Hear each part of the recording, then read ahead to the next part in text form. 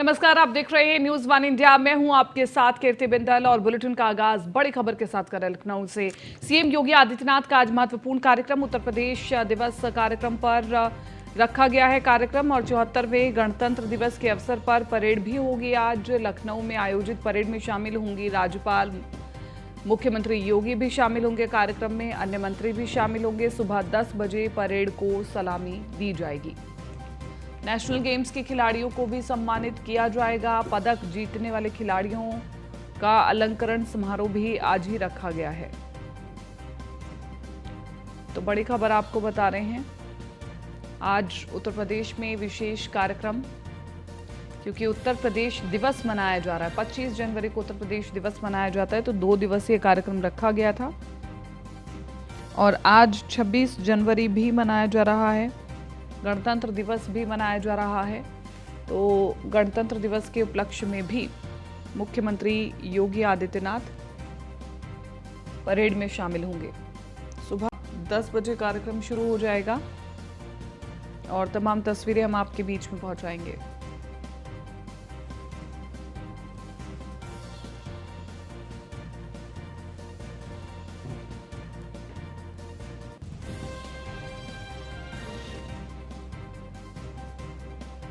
तो मुख्यमंत्री योगी आदित्यनाथ भी कार्यक्रम में शामिल होंगे। सुबह 10 बजे परेड की सलामी दी जाएगी। तमाम वो खिलाड़ी जिन्होंने भारत का नाम रोशन किया है उन्हें सम्मानित किया जाएगा। इसके अलावा पदक जीतने वाले खिलाड़ियों का अलंकरण समारोह है आज। हम पिछले कल से आपको कई नाम गिनवा रहे हैं जिन जिन को पदक मिलने वाला है आज ही के दिन। नोएडा के डीएम सुहास एलवाई, उन्हें भी बैडमिंटन पैरा ओलंपिक के लिए पदक मिलेगा। इसके अलावा और भी कई नाम जिन्हें नवाजा जाएगा सम्मान से। अपने अपने क्षेत्र में उत्कृष्ट कार्य करने वालों को भी सम्मानित किया जाएगा।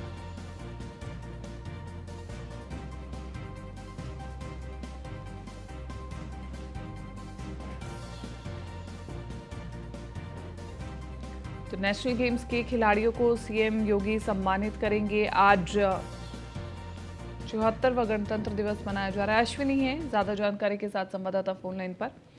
अश्विनी, विशेष कार्यक्रम है आज। एक तो लखनऊ दिवस पर कार्यक्रम है, उत्तर प्रदेश, माफ कीजिएगा, उत्तर प्रदेश दिवस पर कार्यक्रम है और दूसरा आज गणतंत्र दिवस मनाया जा रहा है, तो उसको लेकर के भी विशेष कार्यक्रम है।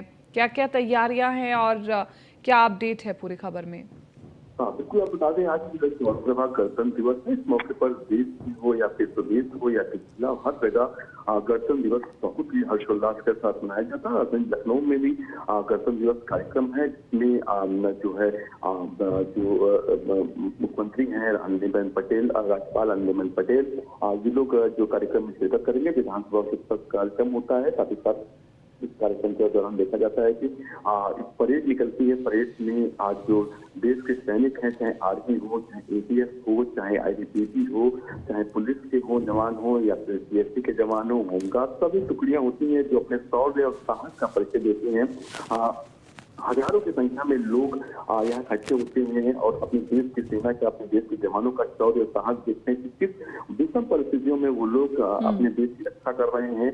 किस तरीके से कौन कौन से उपकरण हमारे पास हैं जिनसे दुश्मन जो घबराता है। निश्चित तौर पर ये पूरा कार्यक्रम 10 बजे होगा। 10 बजे ध्वजारोहण होगा। उसके बाद 10 से 5 मिनट पर ध्वजारोहण होगा। निश्चित तौर पर उसके बाद जो है झांकी निकलेगी, परेड होगी। चारबाग शुरू होकर के परेड केडी सिंह बाबू स्टेडियम है वहां पर समाप्त होती है और इस दौरान लमसम 4 से 5 किलोमीटर का जो एरिया है, यहाँ पर हजारों की संख्या में लोग परेड देखने के लिए मौजूद रहते हैं।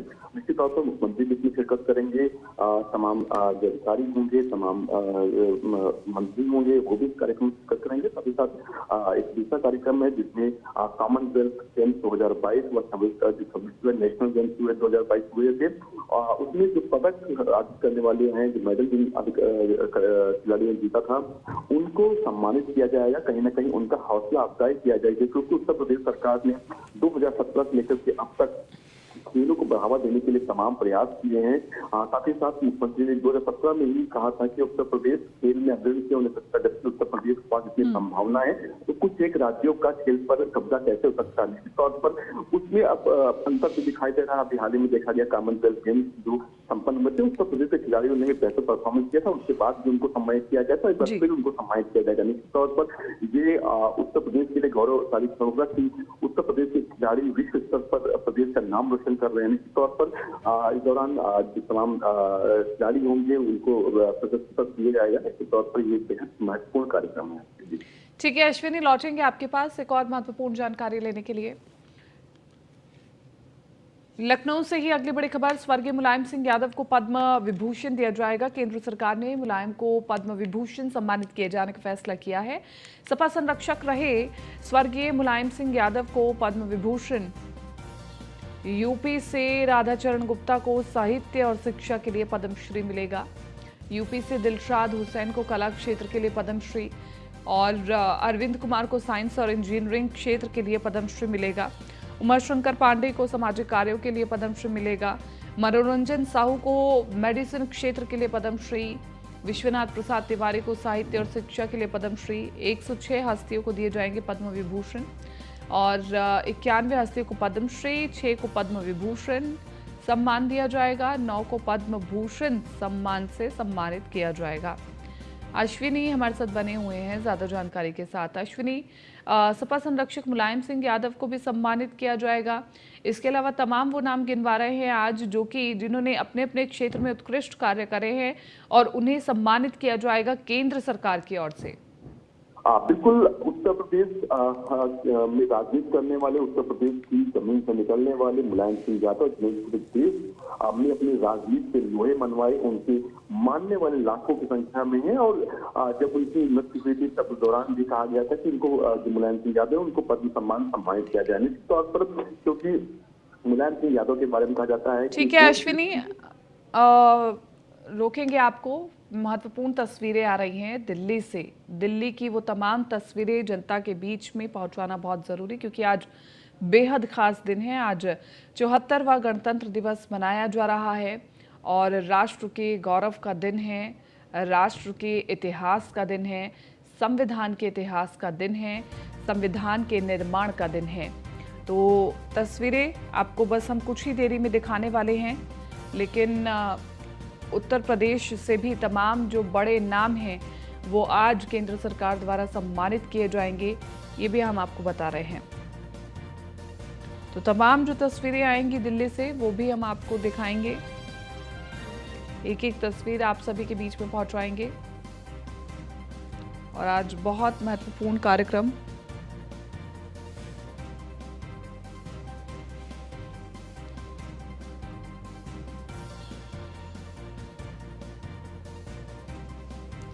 तो बड़ी खबर आपको बता रहे हैं, कुछ ही देर में तस्वीरें आप सभी के बीच में होंगी। दिल्ली से तस्वीरें आ रही हैं और हम कोशिश करेंगे कि आप सभी के बीच में वो तस्वीरें पहुंचाएं, क्योंकि वहां पर गणतंत्र दिवस का कार्यक्रम शुरू हो चुका है। तमाम जो प्रक्रियाएं रहेंगी वो प्रक्रियाएं हम आपको दिखाएंगे।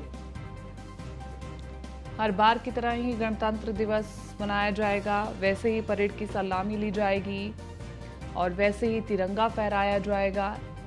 देश के राष्ट्रपति तिरंगा फहराएंगी द्रौपदी मुर्मू और फिर जल, थल, वायु, इन तीनों सेनाओं के करतब देखने को मिलेंगे। इन तीनों सेनाओं का साहस और शौर्य देखने को मिलेगा।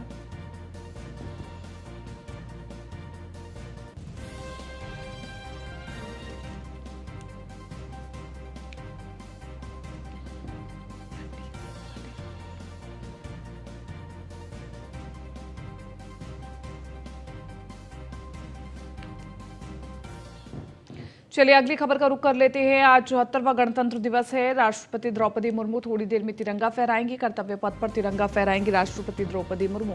23 में से 17 मंत्रालयों और 6 राज्यों की झांकियां होंगी। ये महत्वपूर्ण जानकारी हम आपको दे रहे हैं। 23 में से 17 मंत्रालयों और 6 राज्यों की झांकियां होंगी। तो आज कर्तव्य पथ पर रिप्रेजेंट किया जाएगा तमाम राज्यों को। ये पहला खास मौका होगा जब नए सजे सवरे कर्तव्य पथ पर 23 में से 17 मंत्रालय और 6 राज्यों की झांकियां रवाना होंगी। इस बार का गणतंत्र दिवस इसलिए भी खास है क्योंकि कर्तव्य पथ चर्चा पर है।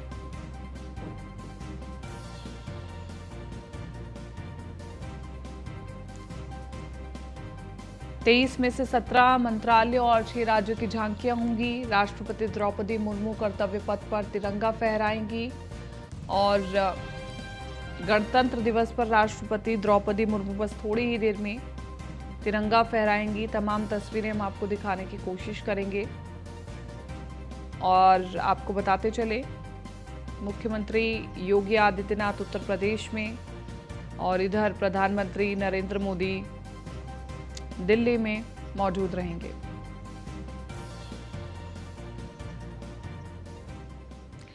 चलिए आगे बढ़ रहे हैं। पहले जेएनयू, फिर उसके बाद जामिया यूनिवर्सिटी, पंजाब यूनिवर्सिटी से लेकर के देश के कई राज्यों की यूनिवर्सिटी में प्रतिबंधित बीबीसी डॉक्यूमेंट्री को देखने की तलब वामपंथी विचारधारा को मानने वाले छात्रों के दिलों पर बैठ गई है। सब स्क्रीनिंग की रट लगाए बैठे हैं और नियम, कायदे, कानून सबको अपनी अभिव्यक्ति के नाम पर तोड़ रहे हैं।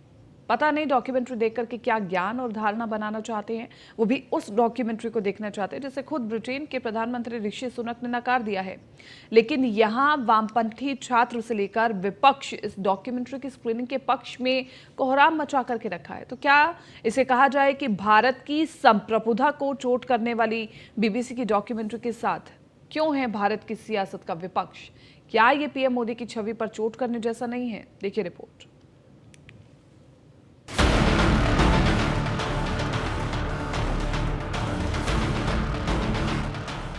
अब इसे क्या कहा जाए?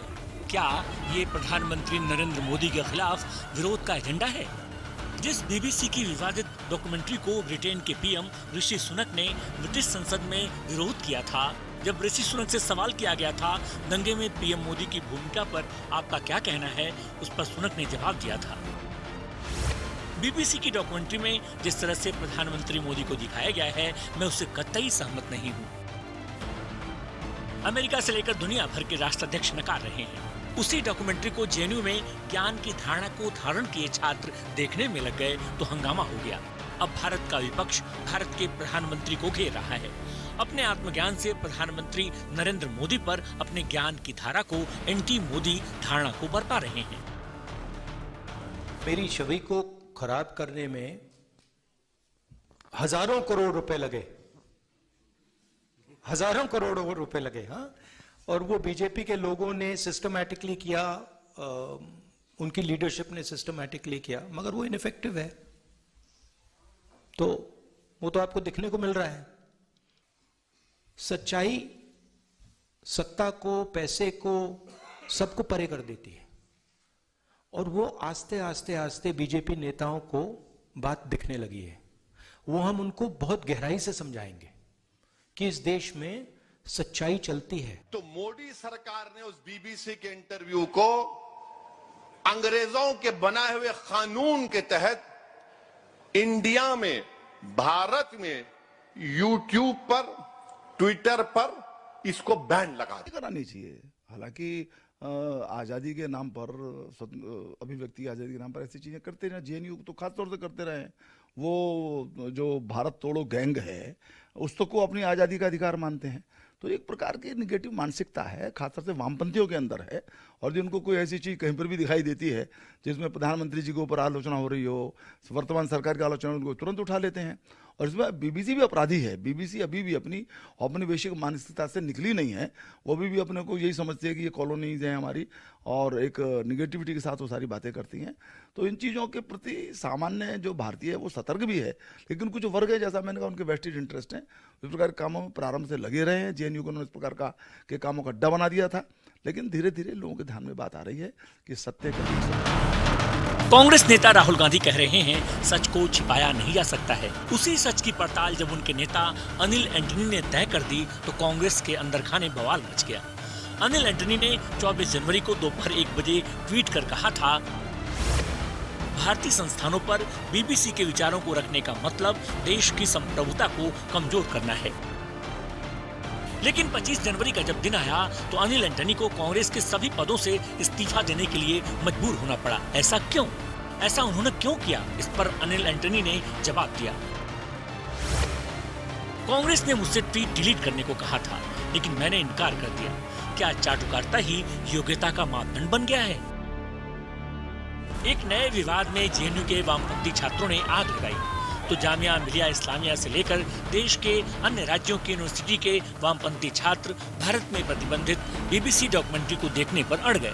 छात्र से लेकर मुख्य धारा की सियासत में लेफ्ट एंड राइट के बीच बिग फाइट जारी है। Bureau report, news 1 India.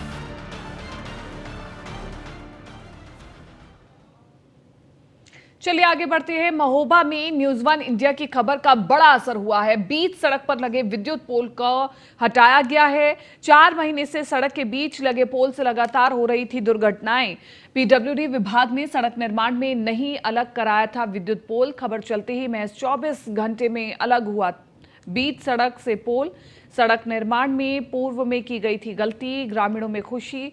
और श्रीनगर कस्बे के ढिकवाहा सिडवाहा मार्ग का ये पूरा मामला है।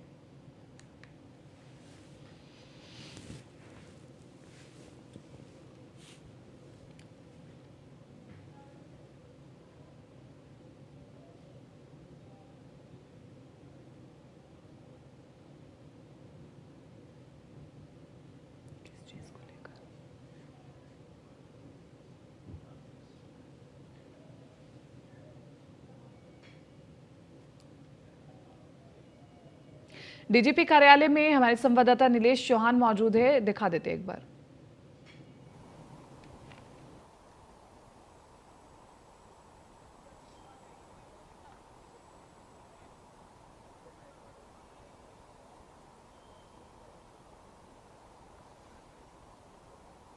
कार्यालय में चल रही हैं, एक बार तमाम तस्वीरें दिखा दो।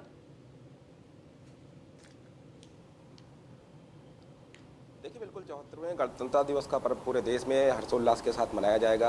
अगर हम डीजीपी मुख्यालय की बात करें तो तैयारियां पूरी हो चुकी हैं। तस्वीरें आपको दिखा दूं कि तैयारियां पूरी हो चुकी हैं। अब से कुछ देर बाद डीजीपी डीएस चौहान यहां पहुंचेंगे और झंडारोहण करके उत्तर प्रदेश की जनता और पुलिसकर्मियों को गणतंत्रता दिवस की शुभकामनाएं और बधाइयाँ देंगे।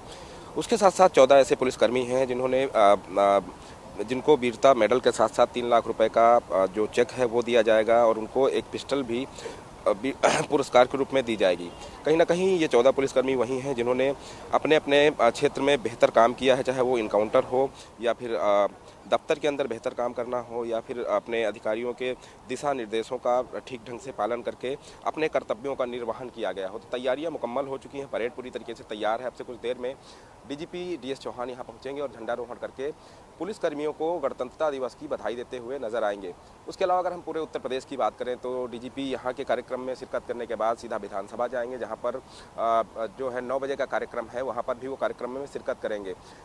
कहीं ना कहीं पूरे देश में आज जो है गणतंत्र दिवस का पर्व जो है पूरे हर्षोल्लास के साथ मनाया जाएगा। डीजीपी मुख्यालय पूरी तरीके से तैयार है, पुलिसकर्मी तैयार है, परेड तैयार है और कुछ देर में ही, कुछ क्षणों में ही डीजीपी डीएस चौहान यहां पर पहुंचेंगे, एडीजी प्रशांत कुमार पहुंचेंगे। साथ ही साथ अगर हम बात करें STF SP, STF ADG Amitabh S की, तो वो भी इस कार्यक्रम में शिरकत करेंगे और अब से कुछ देर बाद ही डीजीपी मुख्यालय पर झंडारोहण किया जाएगा।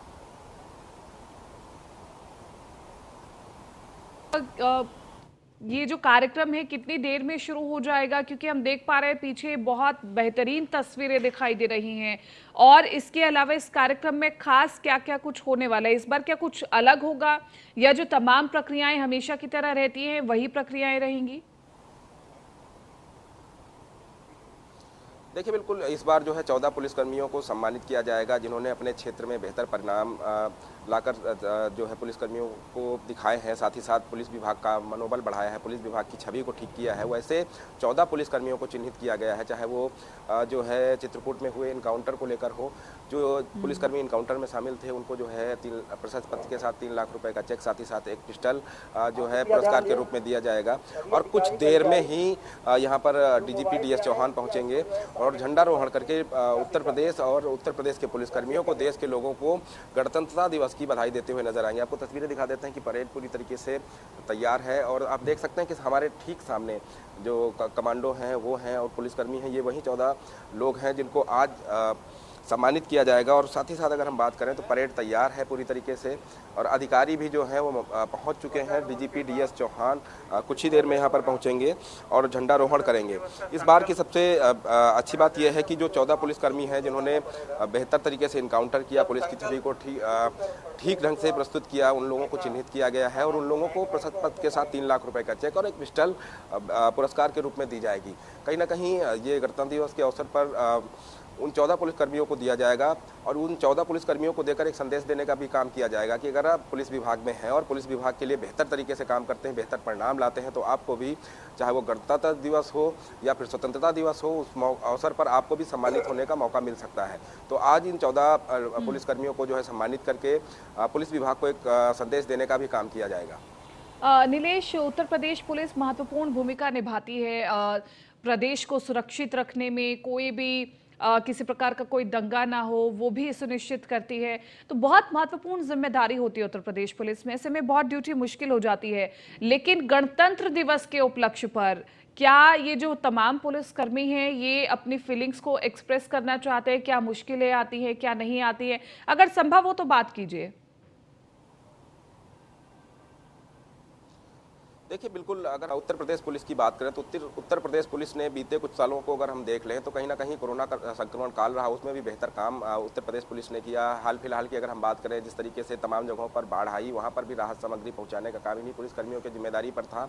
उसके अलावा तमाम ऐसी घटनाएं हुई जहाँ पर पुलिसकर्मियों ने बेहतर तरीके से काम किया, पब्लिक के साथ सामंजस्य स्थापित किया, कहीं पर दंगा नहीं होने दिया और साथ ही साथ जो पुलिस का रिस्पॉन्स टाइम है उसको कम किया है। उत्तर प्रदेश पुलिस जो टैगलाइन देती है कि उत्तर प्रदेश पुलिस आपकी मित्र पुलिस है, उस छवि को भी बेहतर बनाने का काम किया गया है। तमाम जगहों पर पुलिसकर्मियों ने ऐसी मिसालें पेश की हैं जिसकी प्रशंसा खुद जो है जनता करती हुई नजर आई है। तमाम सोशल मीडिया पर ऐसे वीडियो वायरल हुए हैं। इसी सर्दी की अगर हम बात कर लें तो तमाम पुलिसकर्मियों ने जो सड़क के किनारे सोने वाले लोग हैं, बेघर लोग हैं, उनके लिए काम किया है, उनको बेहतर जो है बनाने का काम किया है। तो उन ऐसे काम करके उत्तर प्रदेश पुलिस की छवि को ठीक किया है। कहीं ना कहीं अगर हम बात करें आज गणतंत्र दिवस के अवसर पर तो तमाम पुलिसकर्मियों को आज सम्मानित भी किया जाएगा। उसके अलावा अभी जब डीजीपी डीएस चौहान यहाँ कार्यक्रम में शिरकत करने पहुँचेंगे, झंडारोहण करेंगे, उसके बाद पुलिसकर्मियों को संबोधित करेंगे और उत्तर प्रदेश पुलिस के द्वारा जो एक साल में बेहतर काम किए गए हैं, चाहे वो माफियाओं पर लगाम लगाने की बात हो, उत्तर प्रदेश में कानून व्यवस्था को दुरुस्त करने की बात हो, उत्तर प्रदेश में जो है पुलिसिंग की व्यवस्था को ठीक करना हो, रात में गश्त की व्यवस्था हो, उन तमाम चीज़ों को लेकर संबोधित करेंगे और साथ ही साथ एक संदेश देने का भी काम किया जाएगा कि उत्तर प्रदेश में अगर हम फरवरी की बात कर लें तो आगामी महीने में कुछ बड़े आयोजन उत्तर प्रदेश के अंदर होने हैं, चाहे वो G20 सम्मेलन हो, इन्वेस्टर समिट हो, उसमें भी पुलिस की भूमिका काफ़ी महत्वपूर्ण रहेगी क्योंकि बाहर से आने वाले जो लोग हैं, विदेशी मेहमान हैं, उनको बेहतर उत्तर प्रदेश में कानून व्यवस्था की नज़ीर पेश करनी होगी ताकि वो जो बाहर से आकर इन्वेस्टर उत्तर प्रदेश में इन्वेस्ट करना चाहते हैं उनको उत्तर प्रदेश के अंदर इन्वेस्ट करने में कोई समस्या का सामना ना करना पड़े। तो तमाम तरीके की चुनौतियों के बीच उत्तर प्रदेश पुलिस ने जो हाल फिलहाल में जो परिणाम दिखाए हैं जनता को, जनता के साथ सामंजस्य स्थापित किया है, मित्र पुलिसिंग की जो नज़ीर पेश की है, वो तमाम तरीकों को लेकर जो है डीजीपी डीएस चौहान पुलिसकर्मियों को संबोधित करेंगे और अब से कुछ देर में ही पूरा कार्यक्रम शुरू होगा। पहले परेड जो है शुरू होगी, उसके बाद यहाँ पर झंडारोहण किया जाएगा और झंडारोहण के बाद पुलिसकर्मियों को सम्मानित किया जाएगा और सम्मानित करने के बाद जब संबोधन होगा तो कहीं ना कहीं उत्तर प्रदेश पुलिस ने एक साल में क्या आयाम स्थापित किए हैं, क्या बेहतर जो है परिणाम लेके आए हैं, उन तमाम चीज़ों को लेकर डीएस चौहान यहाँ पर संबोधित करते हुए नजर आएंगे। ठीक है नीलेश, शुक्रिया तमाम इस जानकारी के लिए और बातचीत के लिए।